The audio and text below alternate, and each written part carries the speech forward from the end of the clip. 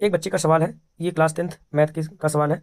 अगर देखा जाए किस चैप्टर का सवाल है तो इस सवाल है सर्कल और एरिया, मतलब वृत्त और उसके क्षेत्रफल का ये सवाल है। सवाल आप ध्यान से बार रोक के पढ़ लीजिए और खुद प्रयास कीजिएगा लगाने का, तब आपको अच्छे समझ में आएगा। ठीक है, अब सॉल्व करते हैं सवाल में। सवाल में पहले दिया क्या है वो बनाते हैं।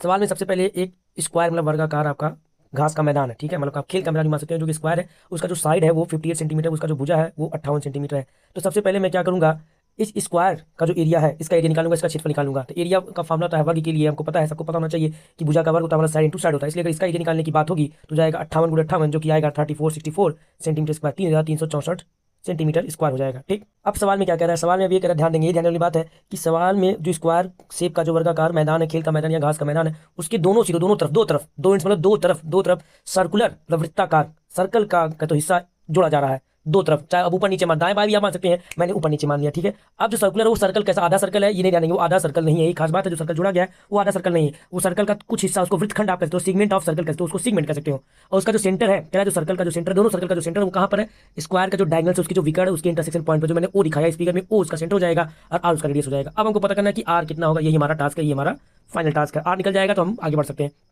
तो आर निकालने के लिए मैं लगा दूंगा पाइथागोरस थ्योरम। पाइथागोरस थ्योरम से पहले मैं डायगोनल लगाऊंगा, डायगोनल निकालूंगा, विकर्ण आ जाएगा, विकर्ण आएगा 58, करेंगे उसका आधा करेंगे तब आर आएगा, तो रेडियस आ जाएगा। अब एक बार जब रेडियस आ जाएगा तब हम पूरे पूरे मैदान का, पूरे ग्राउंड का क्षेत्रफल बताना है। तो उसके लिए जो ऊपर नीचे जो सर्कल का सेगमेंट बना है, जो वृत्तखंड बना है, उसका क्षेत्रफल निकालने की बात करेंगे, दोनों ऊपर नीचे वाले वृत्तखंड का। अब वृत्तखंडों का एक बार जब क्षेत्रफल मिल जाएगा तो हम दोनों दोनों का ध्यान देंगे, दोनों का ऊपर नीचे दोनों का लाके स्क्वायर में जोड़ देंगे।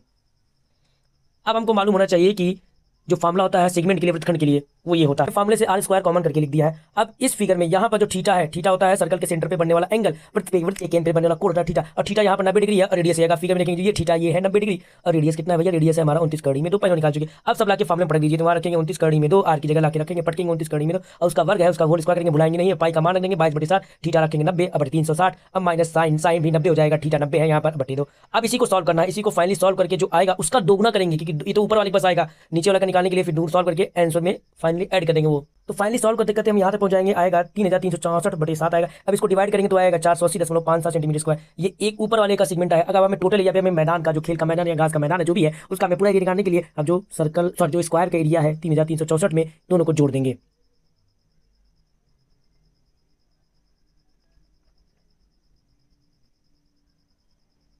तो हो जाएगा 3364, उसमें दो का गुणा करने के बाद ये हो जाएगा, और फाइनली जोड़ करके हमारा आंसर आएगा, ये देखिए आप, तुम्हारा फाइनल आंसर हो जाएगा 4325.14। यही होगा फाइनल आंसर। अगर आपका भी कोई सवाल होगा जरूर पूछेगा, और इसका अगर पीडीएफ चाहिए टेलीग्राम चैनल पे मिलेगा, इसका अगर आपको सोल्यूशन चाहिए फिगर की। टोटल क्लासेस का अपना यूट्यूब चैनल भी है, टेलीग्राम चैनल भी है, व्हाट्सअप चैनल भी है, और आपका भी कोई सवाल होगा जरूर बताइए।